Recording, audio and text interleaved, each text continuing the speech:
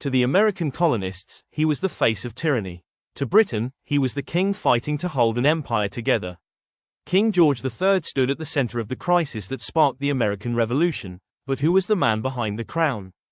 Welcome to Oliver's History Project, where you'll learn the exciting true history in the novel The Unlikely Life of Oliver Atkinson.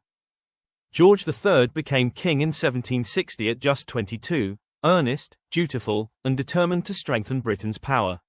A devoted husband and father of 15, George prized morality, religion, and stability, unusual traits in royal courts of the era. He ruled constitutionally, relying on Parliament, but believed firmly in order, hierarchy, and obedience to law. Before rebellion, George viewed the American colonies as loyal British subjects, valuable, distant, and firmly under imperial authority. As protests grew into war, George saw rebellion, not reform, believing Parliament had the right to govern the empire. Plagued by illness and periods of instability, the king struggled privately while publicly projecting resolve and authority. After America's victory, George accepted reality, urging peace, trade, and reconciliation with the former colonies. That is, until the War of 1812. To Americans, George III became a symbol of tyranny, but in Britain, he was a flawed king who ruled through an age of upheaval.